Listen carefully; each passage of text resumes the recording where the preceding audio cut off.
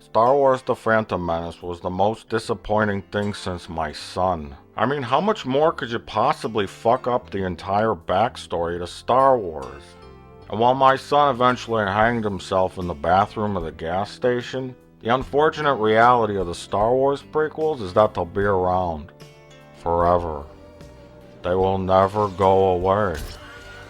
There could never be undone. Star Wars Episode 2 Attack of the Clones is the worst thing ever made by a human. Except for the bagpipes.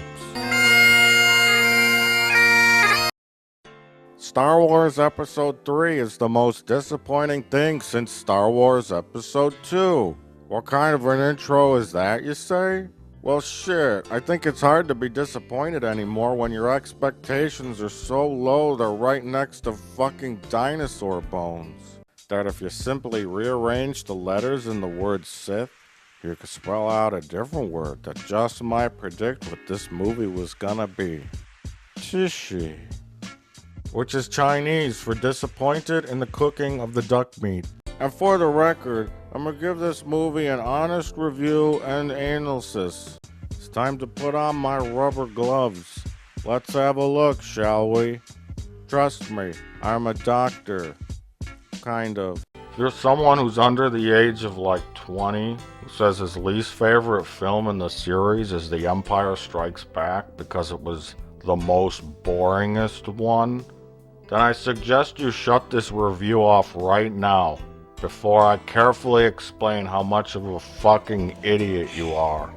Because I love Empire so much I f*** it.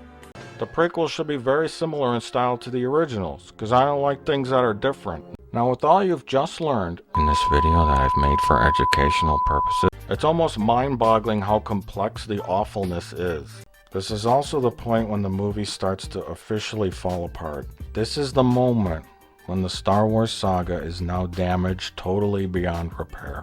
The lapses in common sense and logic begin to compound on the movie and now it is broken. Really, how hard could it be to screw up? It's like screwing up mashed potatoes. You boil the water and pour the packet. Star Wars Episode 2 proves that George Lucas is truly the master of the art of ruining things. This shot says everything we need to know without saying one word. In fact, this is so genius, I have a feeling that George Lucas had nothing to do with it and probably fought against putting it in the movie. It's so dense, every single image has so many things going on. Fuck you, Rick Berman. You ruined this too? Stop ruining. Wait a minute. That ain't Rick Berman. What is it with Ricks? Obviously, you've never suffocated a hooker that was trying to escape from your crawl space before. I'd recommend spraying Raid in there. You need to go with the fast kill, low irritant kind. It's in the blue bottle. It works the best. You'll need about 6 cans though. Again, it's like poetry, so if they rhyme. Yeah, George, that's true. But the only thing poetic here is that I was vomiting in stanzas. I don't even know what that means. Is this guy a fucking retard? Maybe that's why they call him Qui-Gon Jinn. Because he's always drinking gin. But instead, the fact that this guy starts talking about the Sith and the legend of Darth Plagueis or whatever, Anakin is just sitting there like a retard. Oh, can I still say retard? Anakin is just sitting there like an exceptional individual. They've gone up the ventilation shaft. How do you know that? I said, how do you know that? Answer me, thing in the mouth face. What is that anyways? What, did you smoke too much? What's wrong with your face? Wait, who are you again? And where are you from? You don't need to know who I am or where I'm broadcasting this hologram from. Just do what I say. Where are my pants? I have a pair of pantaloons for you to wear. They're stylish. Who are you? Stop asking me who I am. And don't any of you f***its tell me that it was explained more in the novelization or some Star Wars book. What matters is the movie. I ain't never read one of them Star Wars books, or any books in general for that matter. I ain't about to start. You see, in most movies, the audience needs a character to connect with. Typically, this character is something called a protagonist. The first film obviously had a kid. A kid that made you want to sterilize the human race. I still can't decide if this is the worst screenwriting ever, or if this girl is the biggest galactic cock tease since Anjum. Wait, hold on, is it 1,000 years or 1,000 generations? I will not let this republic that has stood for 1,000 years be split in two. You know, when writing my review, I originally wrote years. Then I had the sense to go back and check out what Obi-Wan said in Star Wars. For over 1,000 generations, the Jedi Knights were the guardians of peace and justice in the Old Republic. Oh. You know, there's a big difference between a year and a generation. Maybe George Lucas should have gone back and looked at what they said before filming the fucking movie. So do the prequels basically expose Lucas as being a shallow, emotionless businessman? I'll let you decide. But the answer's yes. His fingers are in our wallets. Get your finger out of my ass wallet. Now, Hollywood and advertisers have a term they use to avoid being called racists. The term they use is the urban market. Now, the urban market once stole my TV, so I know they like movies. Then there's even robots floating outside the window, and Anakin doesn't even seem to notice this.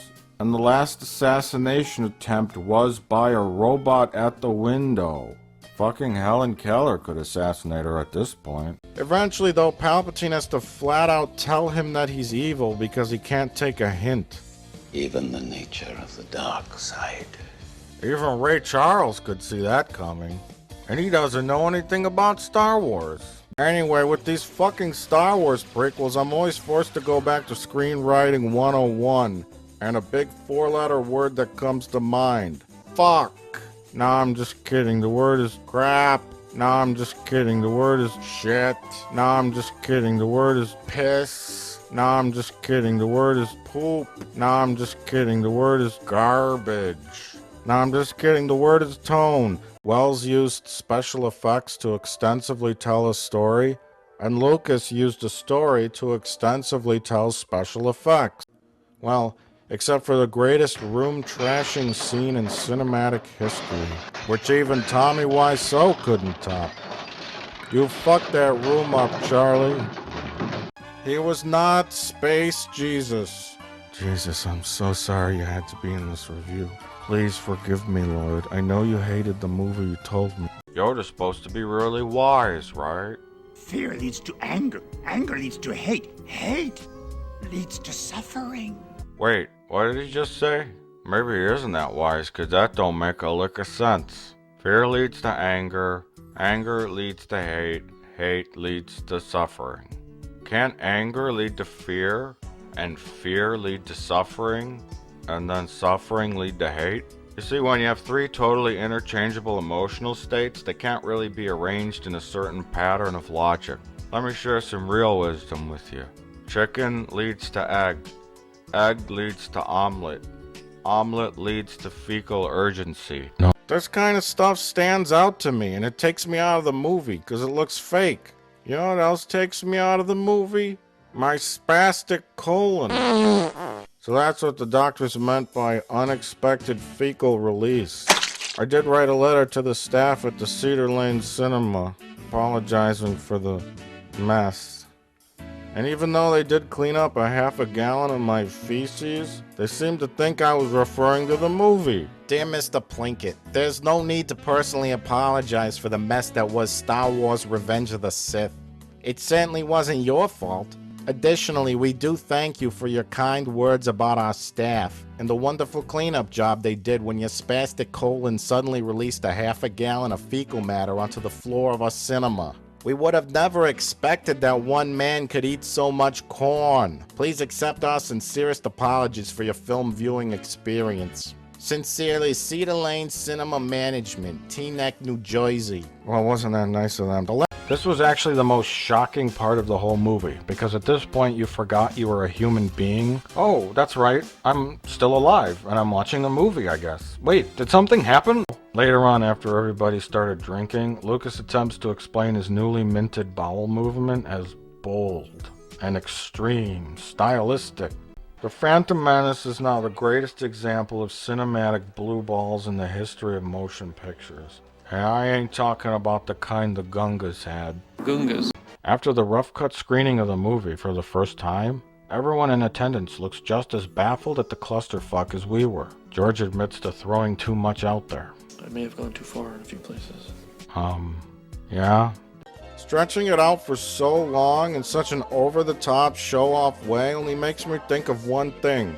I think of a little middle-aged businessman who's short, he's balding, and he has a tiny penis, so he buys a red Lamborghini to compensate. This entire sequence is the film version of compensating for lack of a story and ability to connect with the audience on an emotional level.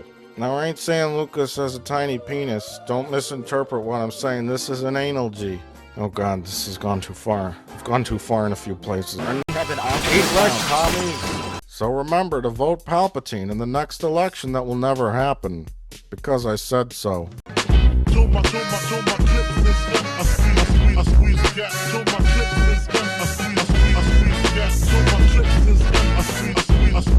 Email me if you would like a pizza roll.